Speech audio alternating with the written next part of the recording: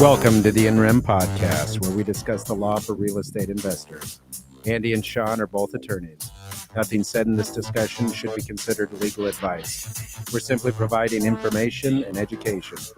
You should consult with an attorney in your state regarding any specific legal issue that you may have.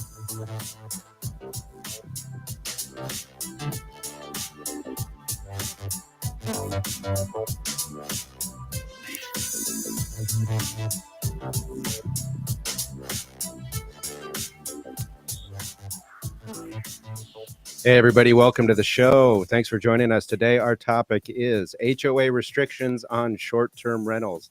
I'm Andy Fowler, and I'm here with Sean St. Clair. If you're new to the show, make sure to give us a like and subscribe to the channel. You can find us on YouTube, and you can find us on Facebook. At YouTube, we are at INREM Podcast. That is at INREM Podcast. With that, we're going to go to Sean, who has our legal update.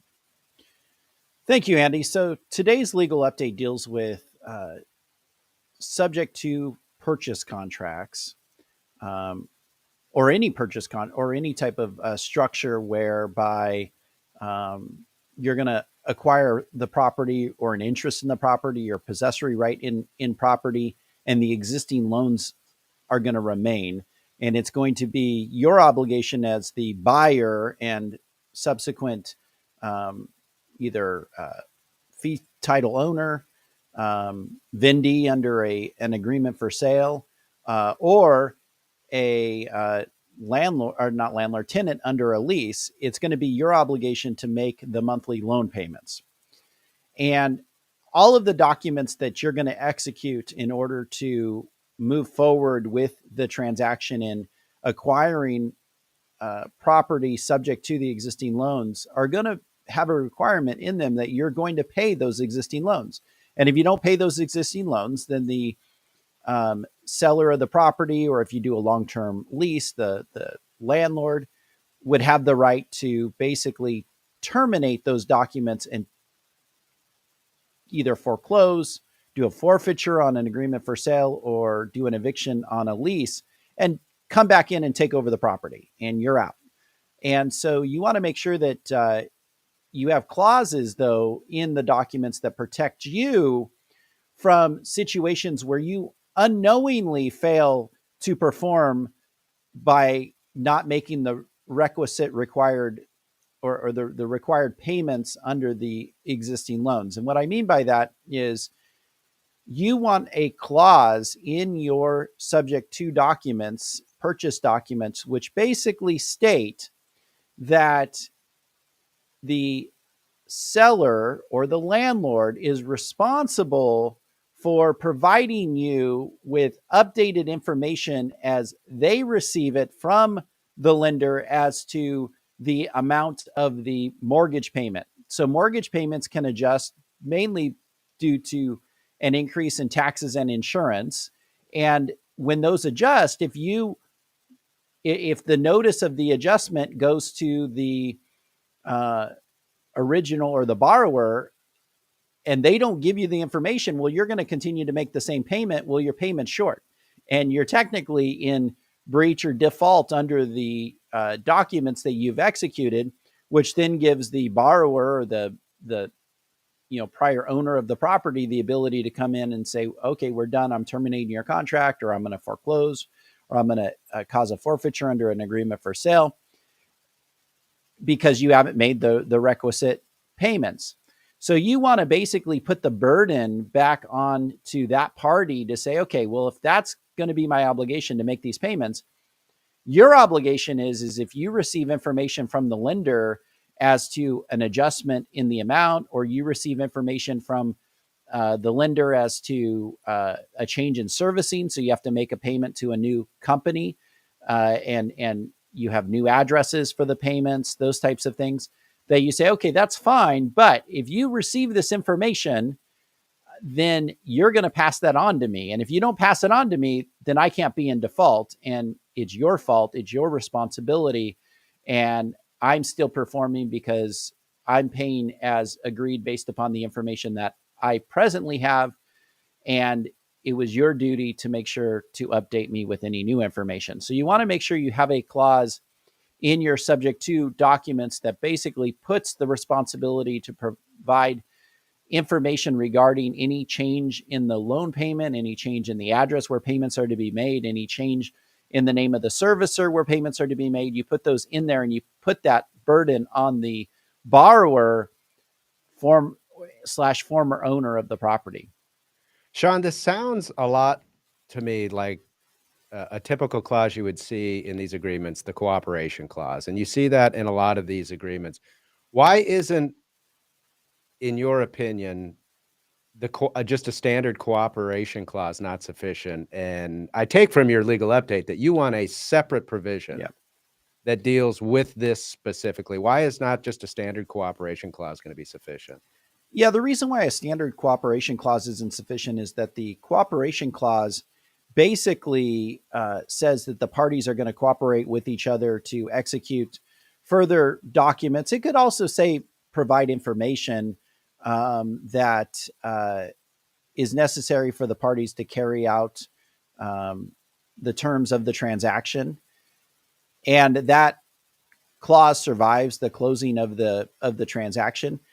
So if you add the term information in, that probably is sufficient. But I want something more specific dealing with, hey, if you get information from the lender, you have a duty to timely provide that information. I, as the buyer, should not have to go and reach out to you and say, have you received any information? What information do you have?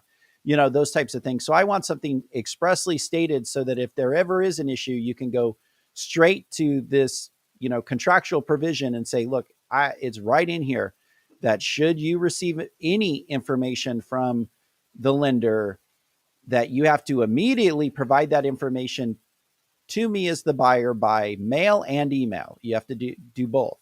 And if you don't, then you're in breach of the documents, and I can't be held in breach because your prior breach basically forgives my subsequent breach of the documents. All right. Thank you for the legal update, Sean. Let's get into a little bit of in-rem news, upcoming events. Let's talk about the Creative Finance Symposium. We just had one last week regarding the due on sale clause. And Sean, why don't you give our listeners an idea about what we're doing with the Creative Finance Symposium and how they can get involved? Yeah, so every other Thursday we do the Creative Finance Symposium. It's from 6 to 7 p.m. Arizona time. So right now we're on Mountain Standard Time. So it'd be 6 to 7 p.m. Mountain Standard Time. So our next one is the 23rd. And the one that we had last week, we went over the due on sale clause. We talked about some strategies that on how to purchase property or acquire property. I shouldn't say purchase because it's really acquiring property, subject to using the state purchase contract forms and not violating the due on sale clause at the same time. And so we went over that strategy and how to employ that and how to utilize that strategy. This is a live event, and to receive the content from the event, to be able to show up and ask us questions in the last 30 minutes of the symposium, we open it up. We allow any questions to be asked of us regarding creative finance and, frankly, anything regarding real estate, if you want to ask us. And you can, we have that question and answer time. But in order to participate, in order to ask questions, in order to receive the content, you have to register and attend the event. We don't make it available online. In fact, I've already received requests on social media like, hey, is there a recording? Because we weren't able to make it. Well, sorry, no, there isn't. But good news is it's every other Thursday. So come March 23rd, you will have another Creative Finance Symposium from 6 to 7 p.m. Mountain Standard Time. You'll see links posted in social media leading up to the event. You just click on the link, you register, and you attend at the set time. But you have to attend to receive the content. We're not making videos available online. We're not, rebroadcasting, reposting the content. If you want to participate and receive the content, you have to register and attend at the time of the event. All right. Thank you for that. With that, we're going to go ahead and get into our topic today. We're talking about HOA restrictions on short-term rentals. Our last show, we spent a good bit with Andrew LeBaron about how to manage a short-term rental. Today, we're going to get into some of the sticky situations the short-term rentals run into with HOAs, as in many states and in many areas, oftentimes, in fact, probably one could argue most of the time, a short-term rental is sits within an HOA, a homeowners association. So we're going to get into that today. And with us today to discuss the topic, we have two attorneys, Brian Locker and Jeff Johnson. Brian Locker is an attorney with the law firm of Fowler St. Clair. Brian, thanks for joining us. Thanks for having me. Yeah, we appreciate you taking the time to go through restrictions on HOAs or HOA restrictions on short-term rentals. Tell our listeners about you, about your practice, the firm you're with, and the state you're licensed to practice in. Yeah, so I'm a partner at the law firm of Fowler St. Clair. I'm licensed in both Arizona and Georgia. Started my practice in Arizona with Sean and yourself back in 2011, and in 2017 moved to Georgia, became licensed in Georgia, and I currently represent primarily real estate investors in both Arizona and Georgia on litigation issues, and also HOA issues that may come up, like what we're talking today. Awesome, thanks. Also with us today, we have another attorney, litigation attorney with Fowler St. Clair, Jeff Johnson. Jeff, thanks so much for being with us. Good to be here. Yeah, so if you would tell our listeners a little bit about you, your practice, where you're licensed, what you do. I'm licensed in South Carolina and Georgia. I practice out of Statesboro, Georgia. I'm a senior associate with Fowler St. Clair, and I'm in civil litigation, which includes commercial litigation, real estate litigation, and personal injury. Those are the primary areas. Yes. Well, we appreciate you being with us. So let's dive into the discussion today. And we're talking about HOAs and we're talking about short-term rentals. Let's kind of start at the beginning and lay some foundation, lay some of the groundwork so that the listener understands, one, what we're dealing with when it comes to a homeowners association. So I'm going to just pose this. I'm going to pose this to really both of you, but for the sake of order, I'll ask it to Brian first and let you kind of all weigh in. But if in case there's anybody out there that's listening that doesn't know this, what is a homeowners association and why should we kind of on a fundamental level be worried about it? And Brian, I'll throw this to you, throw it to both of you, but let you kind of address this first. Yeah, so at its most basic element, an HOA is just a group of homeowners or landowners who get together and decide to and agree on certain things that govern those group of homes. So it's in the name, right? Association. And so that can be as simple as just very basic, things that everybody agrees about in terms of, what they're doing. Maybe there's a shared road that the owners need to decide to maintain together, and it could be as comprehensive as a large planned community where that many people are familiar with, where you have very detailed rules and restrictions on things as simple as the color of your house and the type of grass you can plant. So we're in Arizona now, and Brian, you're an Arizona attorney, and so a lot of folks that are listening here are obviously from Arizona and familiar what they know to be or what a homeowners association looks like here in Arizona. Jeff, I'm going to throw this to you. You heard what Brian said about homeowners association. Is it any different in Georgia, or is it pretty standard in terms of how homeowners associations work there in Georgia? The essentials are the same. Not every home is going to be part of of an HOA. I would, just based on what I've seen, I think Arizona probably has more HOAs than Georgia, but certainly Georgia's got its fair share. I think when you're in the smaller towns, more rural areas, you're more likely to have a house that's not part of an HOA.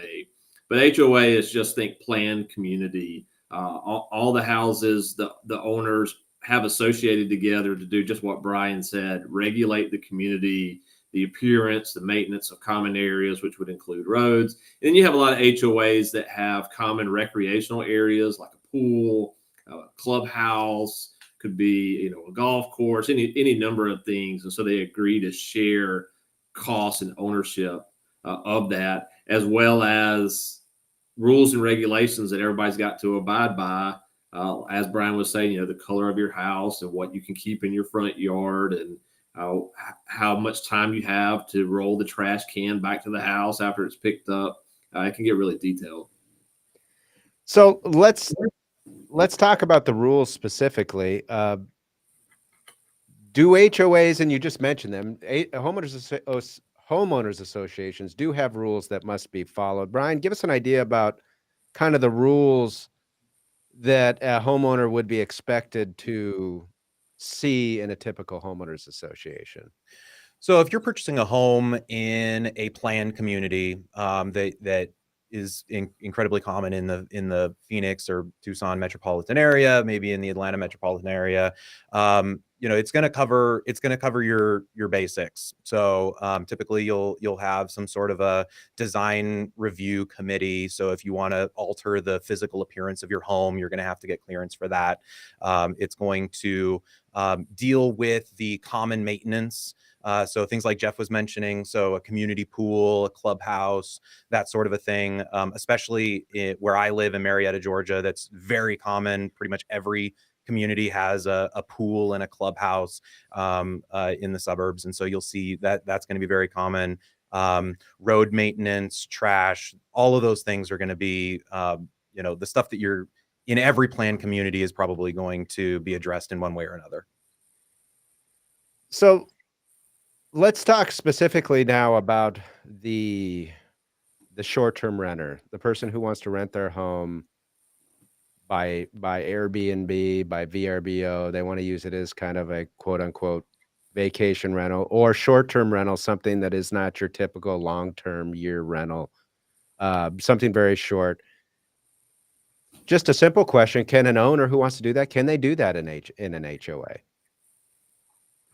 The answer is yes, unless it is restricted by these governing documents, the CCNRs, the declaration, those types of things. Those are the documents that can potentially limit a homeowner's ability to rent for a shorter period of time. So these other things we were talking about, the physical changes to your property that might need review and that sort of thing.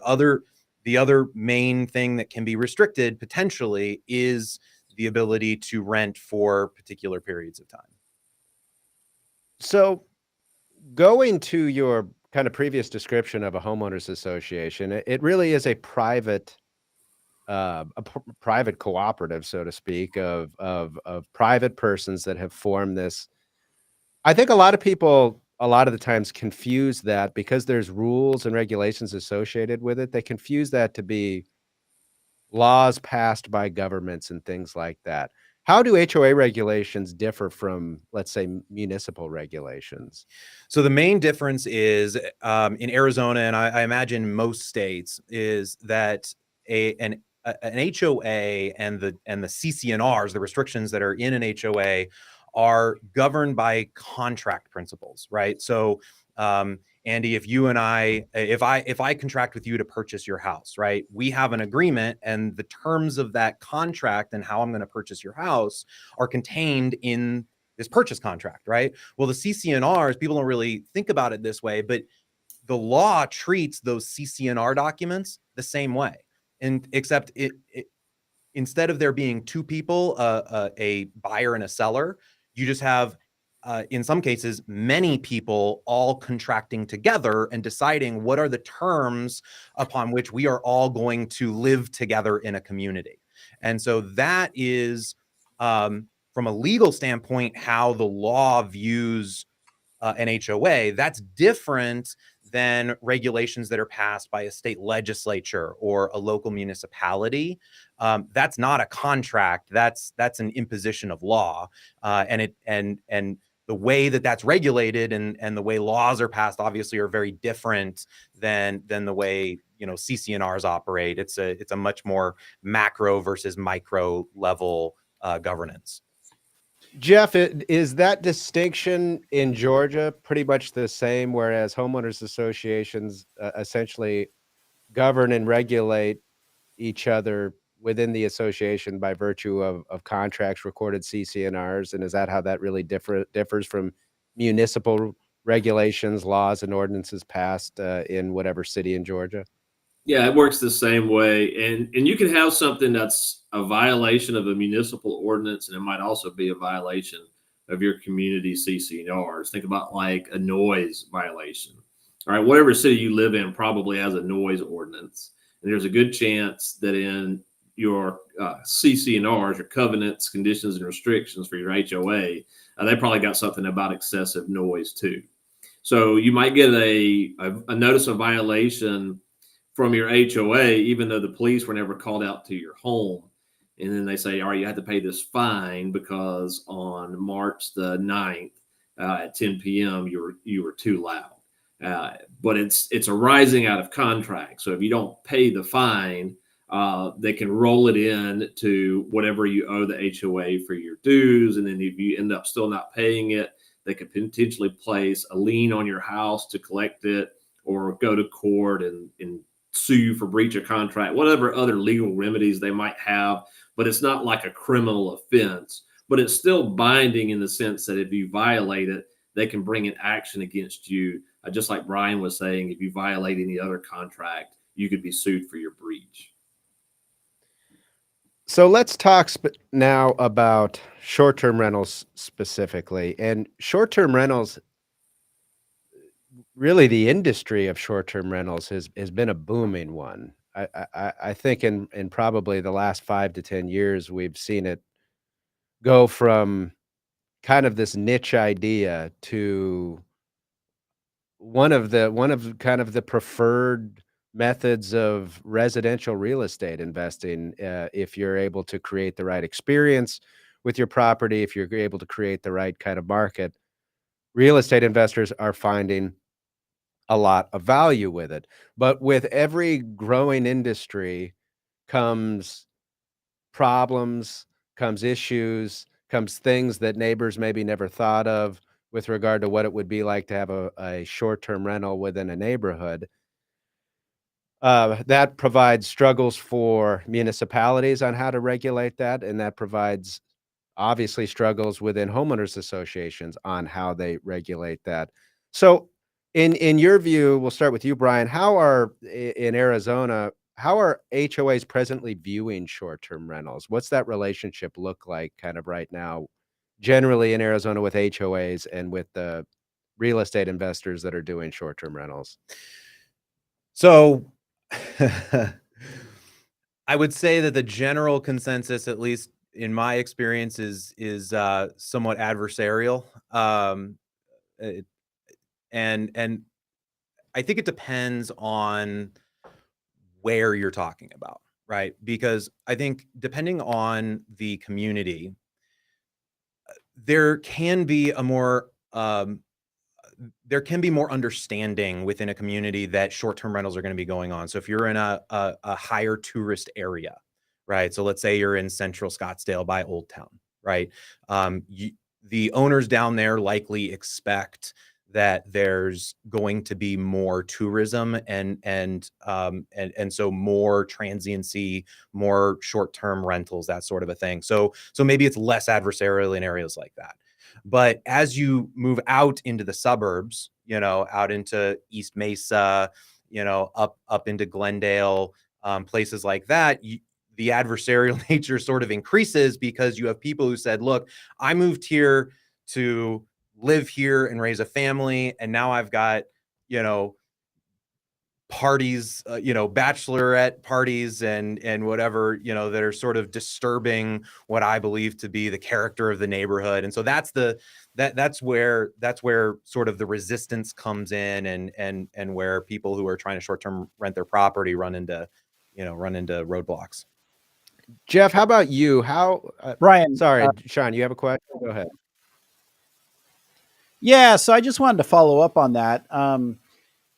So obviously, our firm represents a lot of investors, and a lot of our investor clients who have short-term rentals actually will say that the best occupants of the property are the short-term rentals. It's the long-term tenants that are the disaster, and create all the problems and destroy the unit and whatever. But it's the short-term renters that keep everything spick and span and leave it the same way that they entered it, and that type of thing. Do you think there's like would like education or anything go a ways to kind of solving some of the fears that these HOAs have regarding short-term rentals in their community? Because it seems like it's more fear than actual reality, if you will. Yeah, I think there's a good case to be made for that. I in the cases that we're involved with short-term rentals and HOAs, what we see is the HOA, there's a vocal minority of people in the community who have had bad experiences with short-term renters. And so they are the ones who spend the time and the effort to put a bug in the ear of the boards that control the regulations. And the board, as with many organizations, the governing body is going to often, if you don't have strong leadership, is going to sort of be swayed by this vocal minority, whether or not it's the general consensus or opinion in the community. And so, yeah, Sean, I think to address your question directly, yeah, I think education could absolutely be helpful, because what we see is that there is sort of education on the other side that goes on in the form of what I consider to be propaganda in most cases, where it's like, look, short-term renters are going to destroy the character of your neighborhood, and it's just going to be party central on your street. And when in reality, they're using the exception, sort of the bad apple that ruins the bunch, sort of logical fallacy to advocate for their position.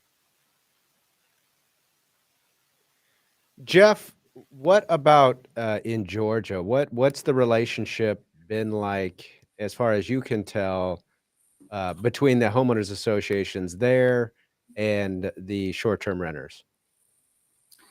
Yeah, I think the general principles are the same. And I really think it depends on like where the HOA is located as to whether the neighbors are going to have kind of this predisposition to be against short-term rentals. Because if you think about like a community that's on a lake, a lot of the people that are going to be coming in and staying on a short-term basis probably are going to be younger. They're there because they're on vacation. Maybe they do want to get out in the backyard and grill out and have a beer and get loud. And maybe the house next door that has permanent residents or semi-permanent residents, they're an older retired couple and they just want it to be quiet. And then you have other HOAs where who's coming in to rent the property, and how likely is it that they're going to be using it in a way that disturbs the neighbors. But like Brian was saying, at least with short-term rentals, if you got a bad renter, they're going to be gone after the weekend. That's a lot better than having a neighbor that's there on a permanent basis that's just a jerk, and you're going to have to deal with them no matter what. So I don't know that anything's been established that, as a general rule, short-term rentals are more problematic than long-term. But it's one of those, your mileage may vary situations. So if you're somebody that's had a bad experience once or twice with short-term renters next door, you're probably more likely going to be opposed to that idea, and you want to see your neighborhood be more permanent. And just to expand on that point, we work with short-term rental management companies in some cases, and they are actually implementing technology to reduce sort of the problems of these, loud, boisterous, what neighbors would consider annoying tenants, to the point where they're actually installing noise sensors inside and outside the homes, cameras on the front of the homes to see who's coming and going, and to provide for real-time monitoring. They are reaching out and informing neighbors of who they can contact if there are problems, things that you just don't see in long-term rental situations, where neighbors have the ability to address issues as they come up, in a way that's going to actually make a difference and actually resolve the issue without having to get an HOA involved, get law enforcement involved, as the case may be. So, As a homeowners association, one of the legal issues that I think is there, you mentioned that this is a matter in a relationship that's governed by a contract. But a lot of homeowners associations out there weren't formed yesterday. Um, Most of them and many of them were formed decades ago. So the governing contract of the homeowners association, of the people that live there, may be decades old, and oftentimes is decades old.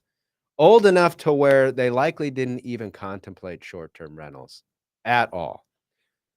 So, assuming that to be the case, what are homeowners associations doing now, and what can they do in order to combat or address what they're trying to address when their rules or their original CC&Rs didn't even address it? What kind of power do they have in that case?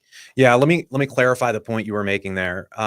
So short-term renting has always existed, right? We just called it by a different name, right? You would consider a bed and breakfast, right?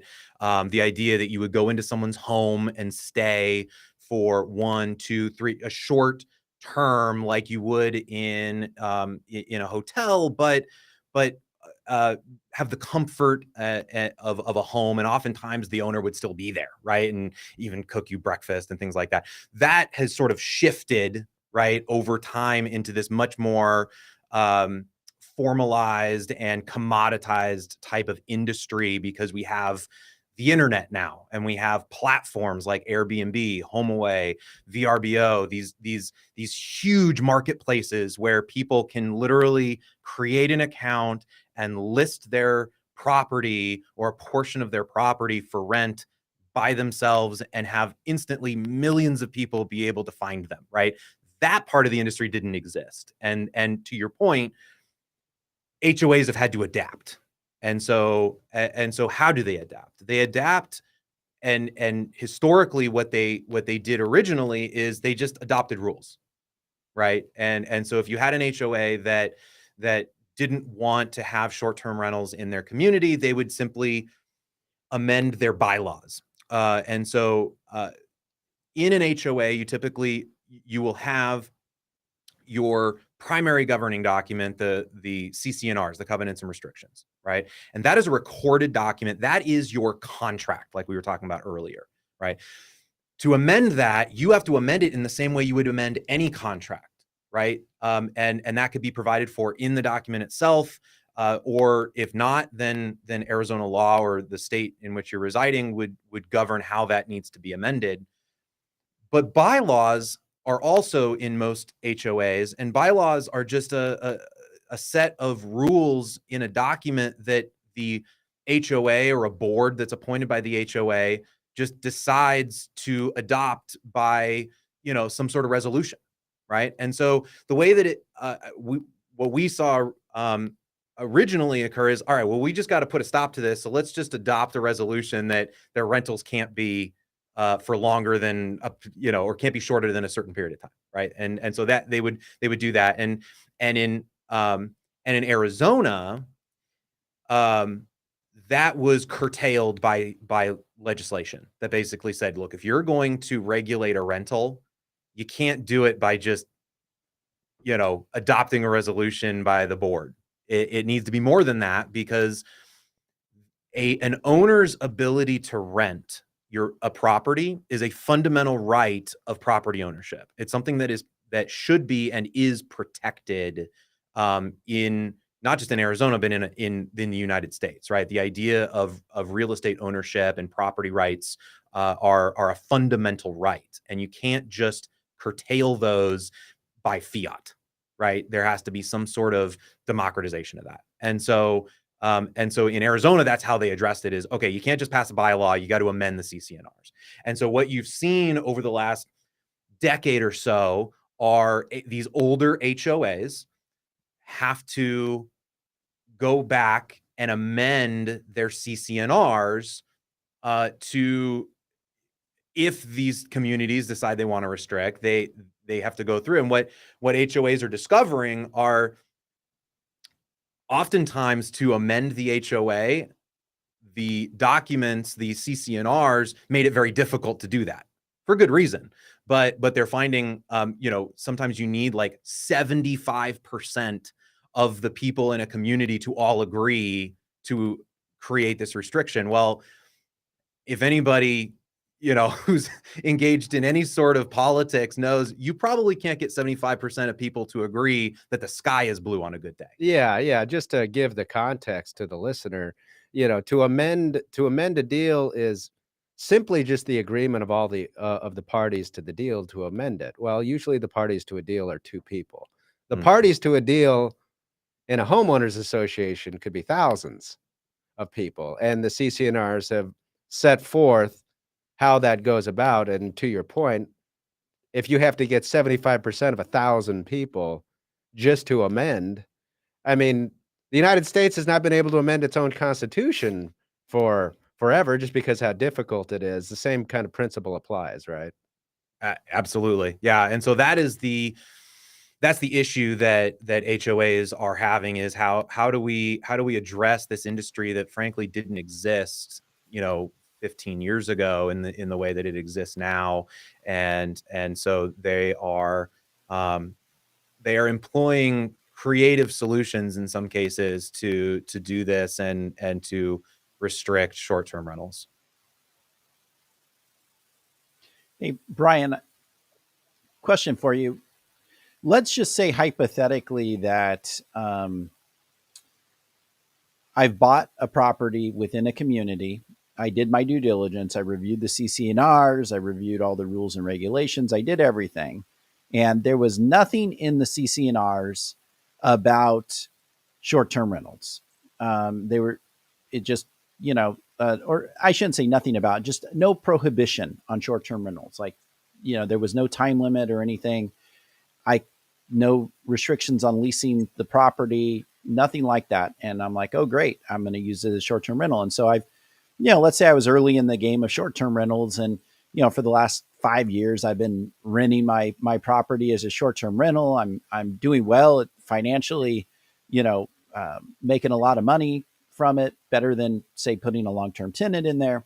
And then all of a sudden, like you said, you get the loud minority that goes around and somehow manages to trump up the necessary owners to sign an amendment to the CCNRs.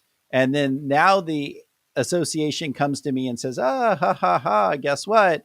Yes, you've been doing so well with your short-term rental for the last 5 years. And yes, when you bought in here, you did everything right. But guess what? We're changing. You're out of luck, and you can't use your property as a short-term rental anymore. Do I have any recourse? So that is a hot topic in Arizona, and that is the subject of significant litigation currently in the courts in Arizona, because what you're talking about legally is the idea of what can you do as a party to a contract without the permission of certain other parties to the contract, right? And so, because presumably, if I'm someone who is short-term renting my property, I'm not going to sign off on a change to our contract that says I can no longer short-term rent my property. So, why is it that the other members of this contract can impose this restriction if it didn't previously exist, Sean, like it was used in your example? So oftentimes what HOAs are pointing to here are the amendment provisions. Like, look, you signed on, and in our contract, it says that if enough of us get together and decide to change it, we can, right? And the pushback that we're getting, and the pushback that on that argument is that, okay, yes, but our contract in the context of a community created a certain character and an expectation, right? I went into this contract with certain expectations about the nature of this community and what it was. And when I signed on, the nature of this community included my ability to freely rent my property however I want. And you are changing the very nature of my community. My community, by this change, no longer looks like the one that I agreed to. So you're actually changing the fundamental contract that I agreed to when I purchased the property. So that is the pushback and the tension that the courts are trying to address is, at what point have you changed the deal? At what point have you changed the contract? You're no longer just amending the contract and abiding by the terms, and you just, too bad, so sad. You now have changed the actual bargain that I agreed to. And what is that point? And so that's what's being decided. And it's a real problem, because if I'm going to spend, in Arizona, you're going to spend $750,000, $1 million for a property for the purposes of maybe living in part-time, but then short-term renting the rest of the time. If all of a sudden I can no longer short-term rent, I may not be able to afford that property anymore. That may have been part of my, the way that I could even have afforded to have this property. And so, can the community impose this on me, which is effectively going to force me to sell my property? And so that's what the courts are in Arizona, at least, are trying to figure out.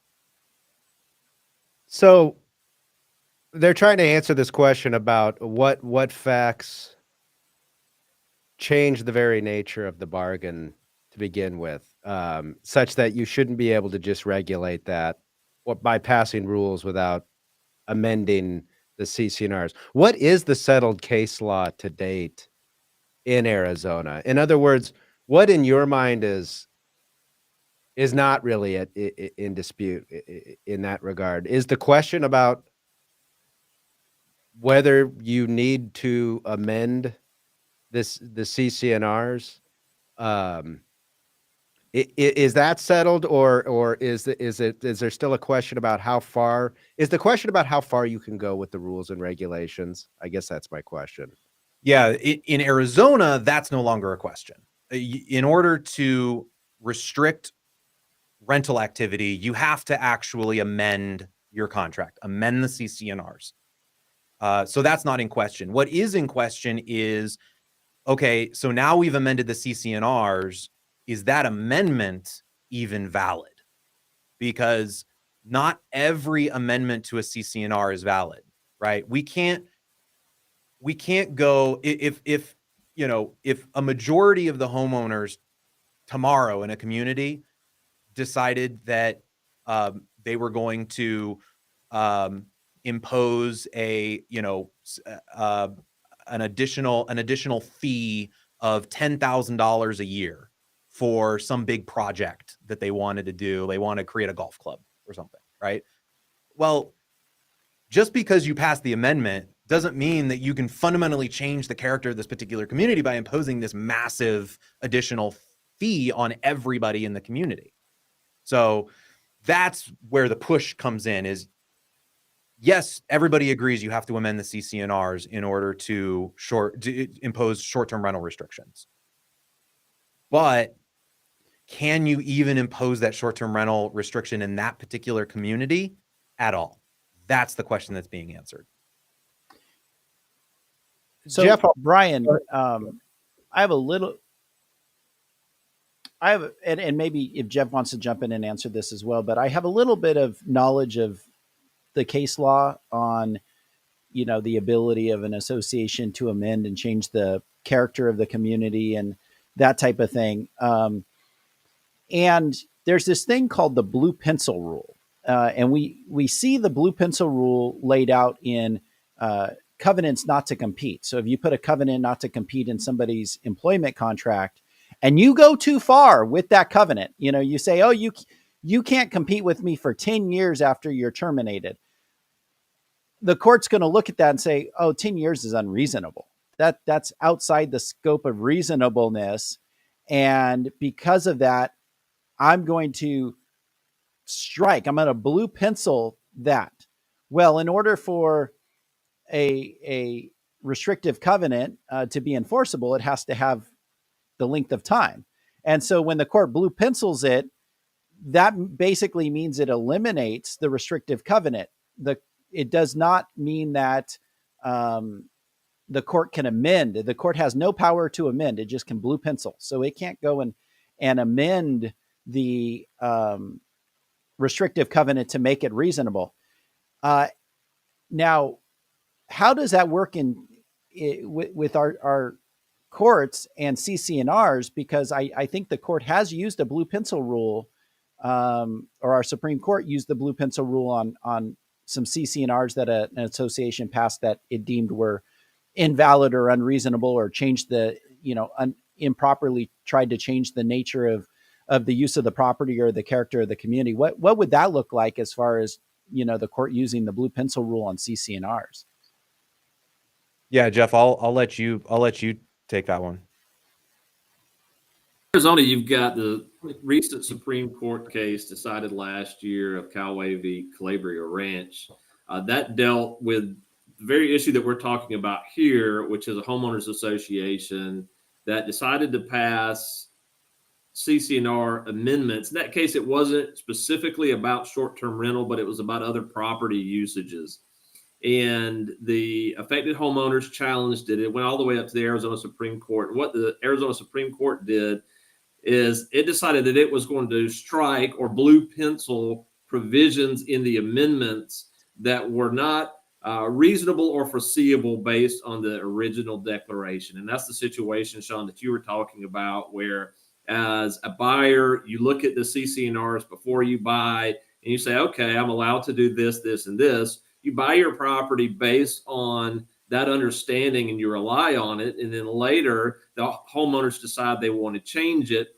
The Supreme Court decided if it's outside the scope of what you are on notice of when you purchase that property, if it's not foreseeable, then we're going to blue pencil that. And the court went through various restrictions, such as they had added restrictions on how big your garage could be compared to the size of the living space in your home. And so it went through and it line by line struck those provisions that it decided were not foreseeable based on the original declaration.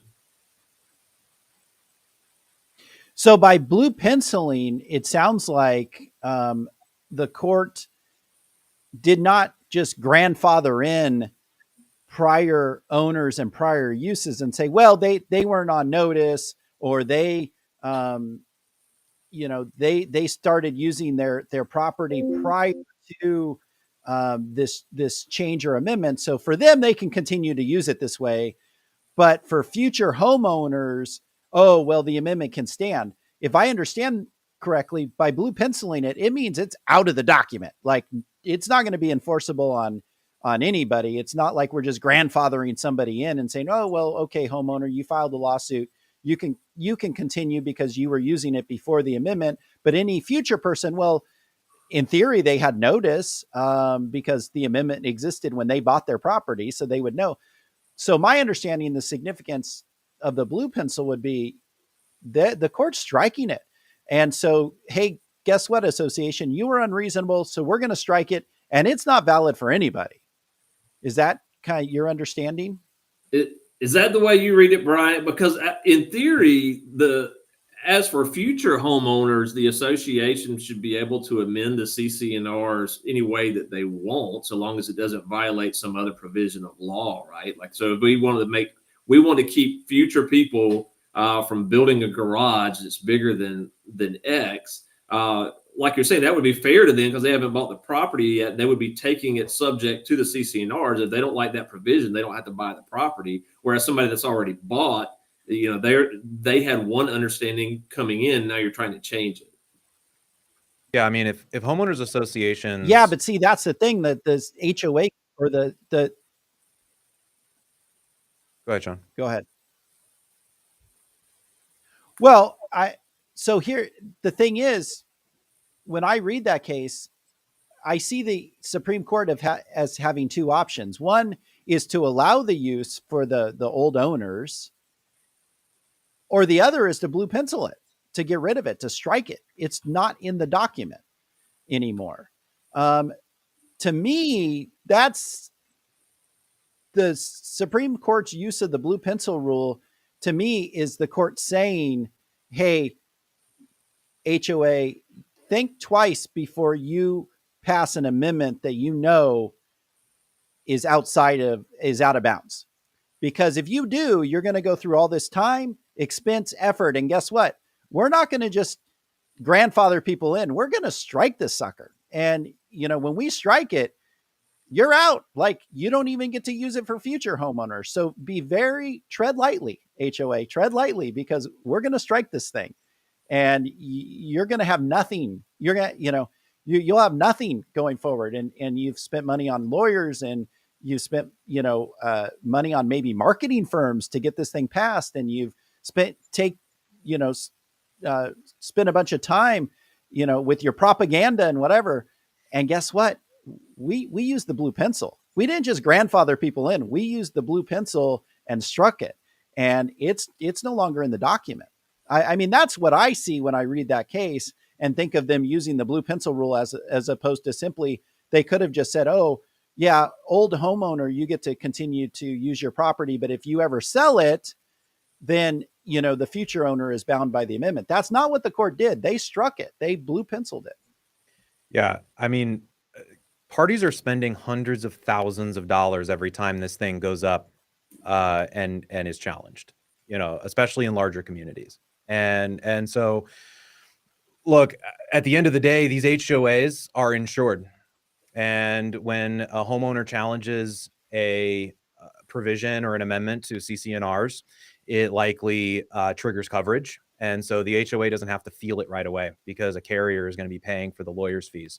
And so that sort of creates a disincentive to actually craft amendments that, maybe, Sean, to your point, are a little more tailored and likely to pass legal muster, right? Because if they were to take a rental restriction amendment and say, we're going to pass this, but it only applies to people who purchase properties in this home after the recording of this amendment, I don't see how on earth that would be unlawful, regardless of what's in the contract, right? Because the court is going to do an analysis of what was foreseeable in the contract, right?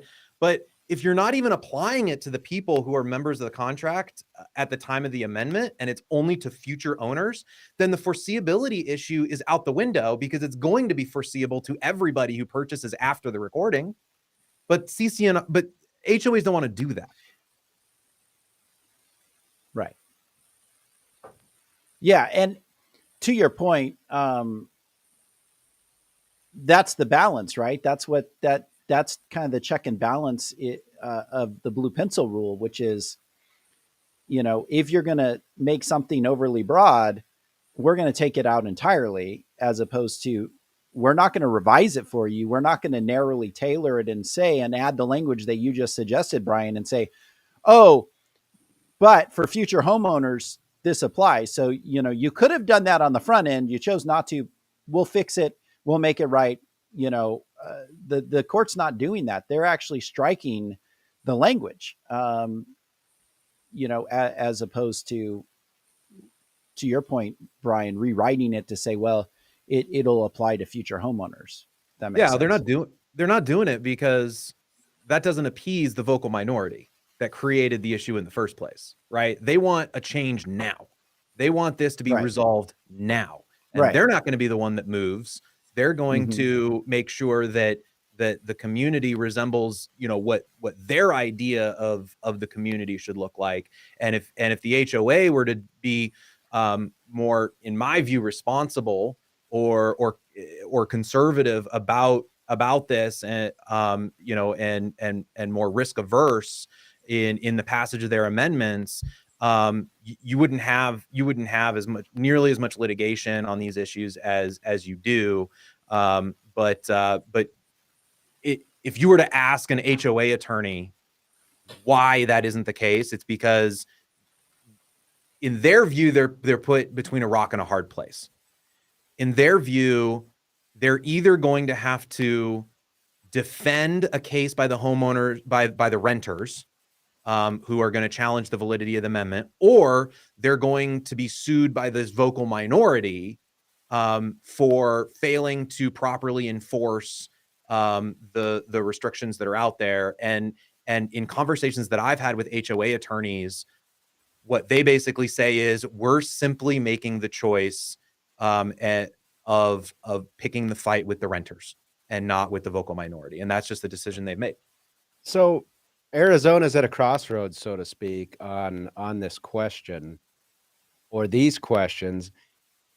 Is Arizona, in your research, among the first states to have to deal with this, or is there examples we can glean from other states that have already addressed this, or will all this other states in the future be looking to Arizona on how they kind of resolve this? I mean, my guess is many states will be looking to Arizona. I have to imagine that states like Florida and California, and other tourist-heavy states also deal with this. I haven't done a ton of research into sort of whether those issues are being addressed in the courts, and whether the same issues that Arizona is dealing with are being litigated up to the appeals and Supreme Courts of these various states. But yeah, I mean, certainly it's interesting, and I've actually had discussions with some of the corporate attorneys at platforms like Airbnb and VRBO. They are looking at these things and are interested, right? Because one of the cases that we're handling is a very large community where we represent some short-term renters, like 3,000 homes. And for Airbnb, that represents a substantial amount of revenue for them, right? Because if you've got 100 homes in that community that are short-term renting on your platform, and these homes are getting $600 to $1,000 a night because these are nice homes, that represents a fair bit of money in Airbnb's pocket, or in the case of a rental restriction, a whole bunch of money out of Airbnb's pocket. And so they are looking at this, and they have actually reached out to us to, because they're interested in looking at what's happening. Jeff, from Georgia, but not just specifically as to Georgia, in any of your research, have you seen other states that have addressed this or resolved kind of these same questions Arizona is facing, or does Arizona look like they're kind of first to deal with this issue? They're not the only one. I couldn't give you a rundown state by state, but I could tell you Texas, for example, has got a decision that kind of leans the other way from Arizona's Callaway case. Now, Arizona had some case law prior to Callaway that really articulated the same principle. So it wasn't that Callaway was breaking new ground, so to speak, but it was making it much even clearer that in Arizona you can't add new stuff that's outside of people's expectations. Whereas, like in Texas, I don't know the name of the case, but they're a little bit more lax in what an HOA can do in amending its CC&Rs. So it's going to vary a little bit state by state, but that's going to depend in part on what that state's case law was like regarding CC&Rs and the contract principles that apply to them.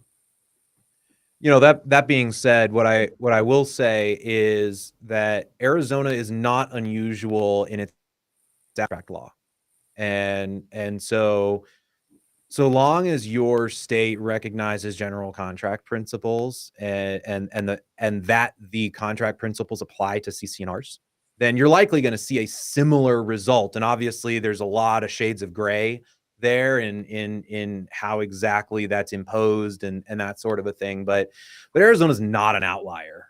They just happen to be, one of the larger states in terms of tourism and that sort of a thing. And so you're seeing it there.